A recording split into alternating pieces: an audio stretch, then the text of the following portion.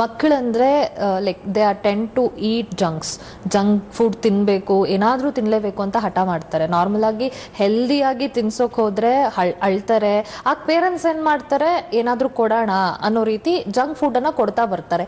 But ಈ practice ಅವ್ರ ಒಬೇಸಿಟಿಗೆ lead ಆಗತ್ತೆ ಅಂತಂದಾಗ ಅದನ್ನ ಅವಾಯ್ಡ್ ಮಾಡಬೇಕು, ಕಮ್ಮಿ ಮಾಡಬೇಕು ಅಂತಂದ್ರೆ ಹೌ ಟು ಡೂ ಇಟ್ ಅಂತ ಡಾಕ್ಟರ್? ಈ when to eat, how much to eat, ಈ 3 ಕ್ವಶನ್ಸ್ನ ಕರೆಕ್ಟಾಗಿ ಆನ್ಸರ್ ಮಾಡಬೇಕು. ಸೊ ಇದನ್ನು ನಾವು ಕರೆಕ್ಟಾಗಿ ಅದನ್ನು ಫಸ್ಟ್ ಮಕ್ಕಳಲ್ಲಿ ಪ್ರಾಕ್ಟೀಸ್ ಮಾಡಿಸ್ಬೇಕು. 7 ಗಂಟೆ ಮೇಲೆ ತಿನ್ನಬಾರ್ದು. 3 ಮೀಲ್ ಸಿಸ್ಟಮ್ ಇರ್ಬೋದು, ಇಲ್ಲ 4 ಮೀಲ್ ಸಿಸ್ಟಮ್ ಇರ್ಬೋದು. ಮಗುದು ಡೇ ಟು ಡೇ ಆಕ್ಟಿವಿಟೀಸ್ ಮೇಲೆ ಅದನ್ನು ಡಿಸೈನ್ ಮಾಡಬೇಕು. ಮತ್ತು ಕೊಡೋವಂಥ ಫುಡ್ಡು ಫಸ್ಟ್ ಆಫ್ ಆಲ್ ಇದನ್ನು ಪ್ರಿವೆಂಟ್ ಮಾಡಬೇಕು ಅಂದರೆ ಮನೇಲಿ ಒಂದು ವೇಯಿಂಗ್ ಮೆಷಿನ್ ಇಟ್ಕೊಳ್ಳಿ. ಪ್ಲಸ್ ಫುಡ್ಡನ್ನ ತೂಕ ಮಾಡೋವಂಥ ಮೆಷಿನ್ ಪಕ್ಕದಲ್ಲಿ ಇಟ್ಕೋಬೇಕು. ಈಗ ನಾನೇನು ಹೇಳ್ತಾ ಇದ್ದೀನಿ ಇದು ನಿಮಗೆ ಒಂದು ಸ್ವಲ್ಪ ಎಕ್ಸ್ಟ್ರೀಮ್ ಅಂತ ಅನಿಸ್ಬೋದು. ಈಗಿನ ಮಟ್ಟಿಗೆ ಪ್ರಾಬಬ್ಲಿ ನಾವು 5 ಇಯರ್ಸ್ ನಾ ಹೇಳಿದ ಮಾತುಗಳೆಲ್ಲ ನಿಮಗೆ ಅದು ಕರೆಕ್ಟ್ ಅಂತ ಅನಿಸ್ಬೋದು.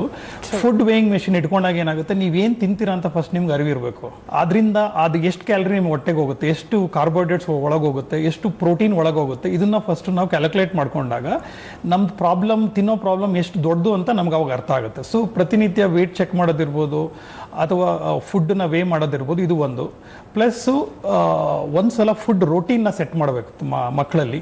ಅಂತಂದರೆ ಅವ್ರಿಗೆ ಒಂದು ಕ್ಲೀನಾಗಿ ಪ್ಲ್ಯಾನ್ ಮಾಡಿ ಅವ್ರಿಗೆ ಹೇಳ್ಕೊಡ್ಬೇಕು ಹೇಗೆ